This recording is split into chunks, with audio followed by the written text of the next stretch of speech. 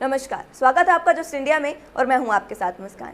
रुक करेंगे उन तमाम खबरों का जिनका सरोकार है आपसे। खबरों के प्रायोजक हैं आरोग्य मास्क लगाएं, कोरोना से सुरक्षित रहें। Oscar super speciality hospital and trauma centre, रंज किया showroom in Rohtak and Bahadurgarh. Showroom पर आएं, टेस्ट ड्राइव लें और गाड़ी बुक कराएं। किसानों से जुड़े बिल के विरोध में राज्यसभा के सभी 8 निलंबित सांसदों ने पूरी रात प्रदर्शन किया। संसद परिसर स्थित गांधी प्रतिमा के पास सभी निलंबित सांसद डटे हुए हैं। निलंबित सांसदों से मिलने मंगलवार की सुबह राज्यसभा के डिप्टी चेयरमैन हरिवंश संसद परिसर पहुंचे हैं। वो निलंबित सांसदों के लिए वहां चाय लेकर पहुंचे। गौरतलब हो कि रविवार को राज्यसभा में जब किसानों से जुड़ा बिल पेश किया गया था तो चेयरमैन पर डिप्टी चेयरमैन हरिवंश बैठे थे। इस दौरान ही सांसदों ने हंगामा किया और रूल बुक को भी कथित तौर पर फाड़ दिया था। इसके साथ ही माइक को भी तोड़ दिया गया था, जिसके बाद ध्वनि मत से किसानों से जुड़े बिल को पास कर दिया गया। रविवार को हुए हंगामे पर राज्यसभा के सभापति एम वेंकैया नायडू ने सख्त एक्शन लेते हुए डेरेक ओब्रायन, संजय सिंह, राजीव साटव, के रागेश, रिपुन बोरा, डोला सेन और ए करीम को पूरे सत्र के लिए सस्पेंड कर दिया गया। उसके बाद सभी निलंबित सांसद संसद परिसर में धरने पर बैठ गए। धरना प्रदर्शन पूरी रात चला और सांसद संसद परिसर में डटे हुए हैं।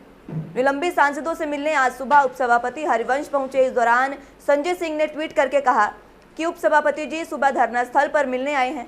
हमने उनसे भी कहा है कि नियम कानून संविधान को ताक पर रखकर किसान विरोधी काला कानून बिना वोटिंग के पास किया गया, जबकि बीजेपी अल्पमत में थी और आप भी इसके लिए जिम्मेदार हैं। चाय लेकर पहुंचे उपसभापति हरिवंश से सांसद संजय सिंह ने कहा कि ये व्यक्तिगत रिश्ते निभाने का सवाल नहीं है। यहाँ हम किसानों के लिए धरने पर बैठे हैं। किसानों के साथ धोखा हुआ है और ये पूरे देश ने देखा है। हम लोग पूरी रात यहाँ पर धरने पर बैठे रहे, देश के करोड़ों किसानों को न्याय दिलाने के लिए। देश के करोड़ों किसानों के खिलाफ जो काला कानून इस पार्लियामेंट के अंदर पास किया गया है उसके खिलाफ। अभी आज सुबह यहाँ पे डिप्टी चेयरमैन साहब आए थे, उपसभापति जी आए थे।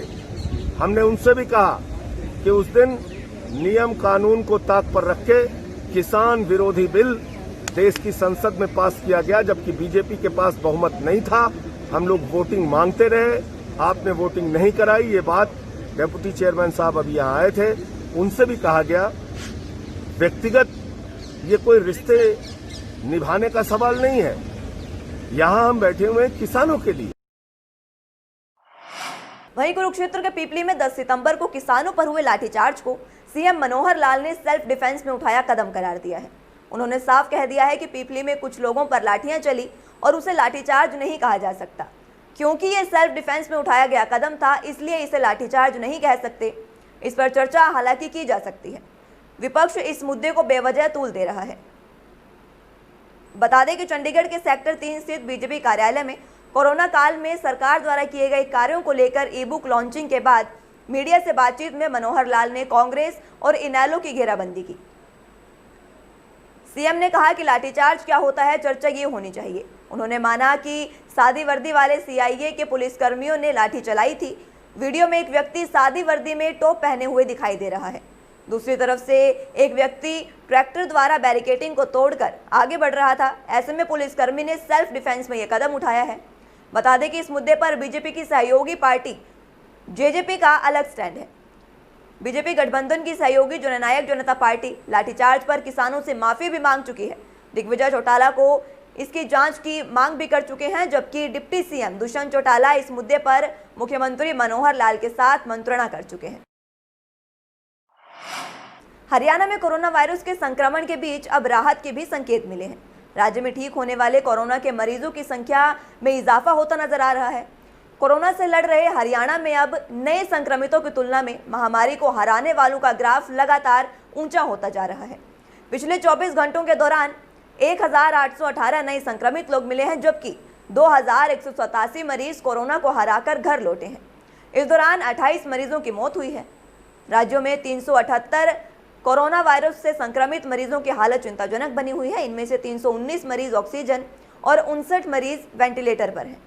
राज्य में कोरोना की टेस्टिंग की संख्या में भी लगातार इजाफा हो रहा है। इससे नए मरीजों की पहचान तेज हो रही है और उनका समय पर इलाज हो रहा है। इससे भी कोरोना को हराने में काफी मदद मिल रही है। पिछले 24 घंटे के दौरान पानीपत और जींद में 4-4, पंचकुला और कुरुक्षेत्र में 3-3, हिसार, सिरसा, कैथल और यमुनानगर में 2-2, जबकि नूंह, महेंद्रगढ़, करनाल, फरीदाबाद, गुरुग्राम और रोहतक में 1-1 मरीज की मौत हुई है। प्रदेश में 27 दिन बाद मरीज दोगुने हो रहे हैं। पॉजिटिव रेट 6.65%, रिकवरी रेट थोड़ा सुधर कर 80.87% और मृत्यु दर 1.04% है। प्रत्येक 10 लाख लोगों पर 67,328 लोगों की जांच की जा रही है। जुलाना में पिछले कई दिनों से एक कॉलोनी में अवैध रूप से चल रहे क्लिनिक पर सीएम फ्लाइंग स्क्वाड और स्वास्थ्य विभाग की ने गुप्त सूचना के आधार पर छापेमारी की है।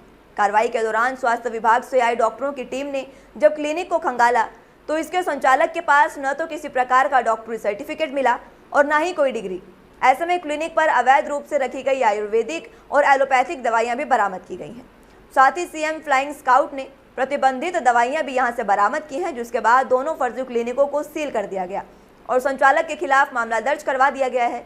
मामले में उप सिविल सर्जन डॉक्टर प्रभुदयाल ने बताया कि उन्हें सूचना मिली थी कि जुलाना की एक कॉलोनी में नकली डॉक्टर लोगों को बहका रहा है और उनका इलाज कर रहा है। सूचना के आधार पर जब छापेमारी की गई तो यहाँ पर एक कमरे में कुछ दवाइयाँ रखी मिली।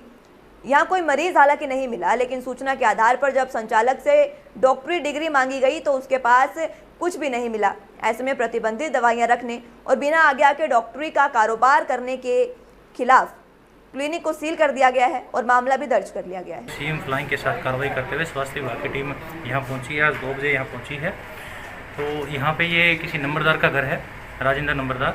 तो उसके घर में बाहर एक दुकान बनी हुई है और अंदर की तरफ 3 कमरे हैं, अंदर कोई रहता नहीं है और ऊपर भी छत के ऊपर एक मकान है। जब हम तलाशी ले रहे थे तो पता लगा भी एक कमरा लॉक लगा हुआ है और उसके अंदर कुछ दवाइयाँ हमें पड़ी महसूस हुई।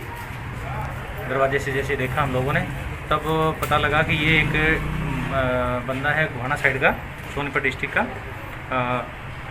वो यहाँ पे लोगों का इलाज करता है। हालांकि यहाँ कोई मरीज वगैरह कुछ नहीं मिला।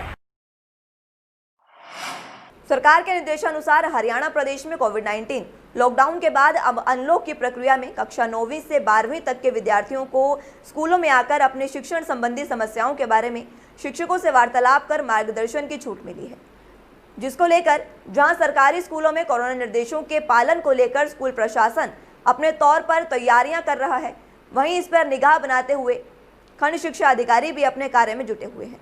इसी कड़ी में सोमवार को स्कूलों के टोहाना के खंड शिक्षा अधिकारी मुकेश शर्मा ने पहले दिन क्षेत्र के लगभग आधा दर्जन स्कूलों का निरीक्षण किया और कोविड निर्देश और अन्य स्थितियों को जांचा। इस मौके पर अपने कार्यालय में पत्रकार वार्ता में उन्होंने बताया कि टोहाना क्षेत्र के स्कूलों में कोविड-19 आदेशों की पालना करवाने के लिए वो कटिबद्ध हैं। इसी के साथ जो भी बच्चे स्कूल आ रहे हैं उनसे कहा जा रहा है कि वो अपने अभिभावक से अनुमति लेकर ही आए। जो बच्चे अभिभावक से अनुमति लेकर नहीं आ रहे उन्हें बात समझाई जा रही है। इसी के साथ बच्चों को मार्गदर्शन करते हुए समझाया जा रहा है कि वो कोविड-19 देशों के स्कूलों के प्रांगण में व्यवहार पूरी तरह से पालना करें ताकि इस महामारी से बचते हुए शिक्षण सत्र को चलाया जा सके। इसके साथ उन्होंने ये भी बताया कि स्कूल में पढ़ा रहे शिक्षक और अन्य स्टाफ के कोविड-19 के टेस्ट भी किए जा रहे हैं। स्कूल में पहला दिन होने के चलते अभी विद्यार्थियों में आना शुरू नहीं हुआ है।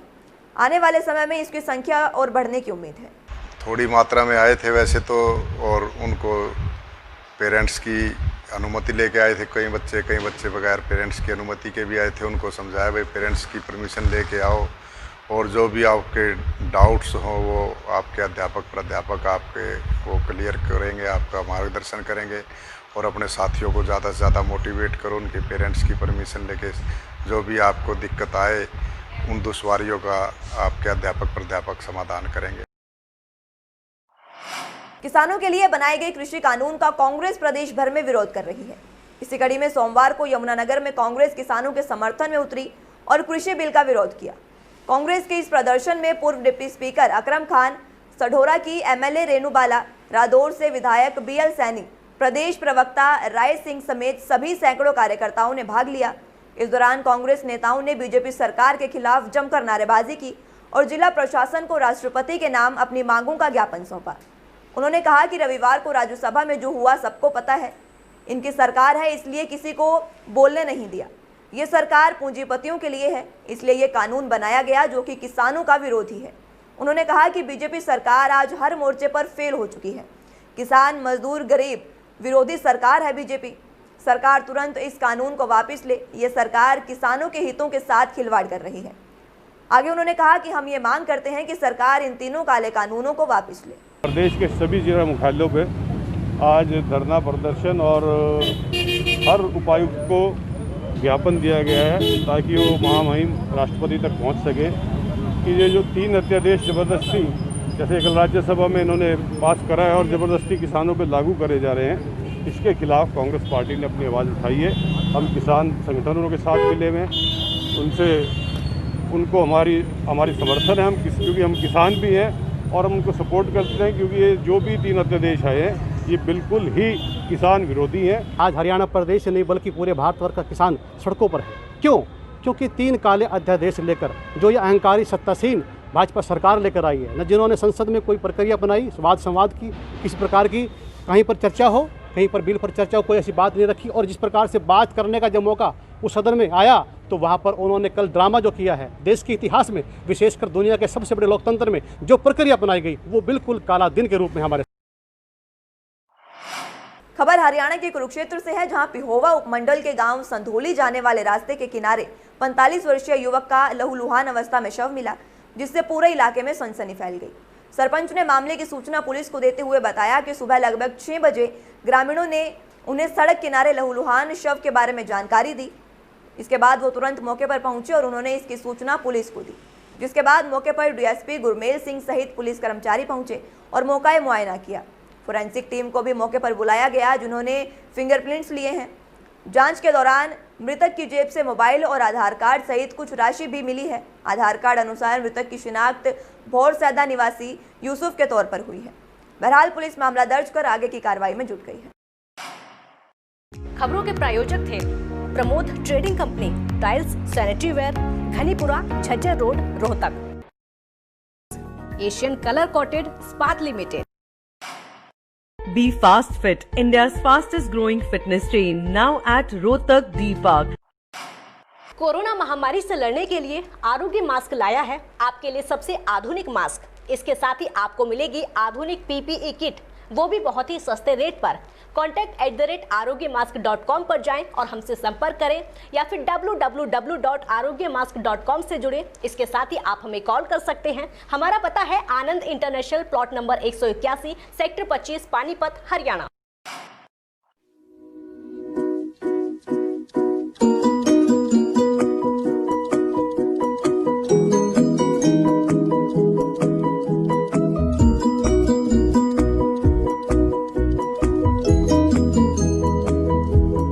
मेडिफिल इंटरनेशनल, 7 शीतल कॉम्प्लेक्स, सुभाष नगर, रोहतक।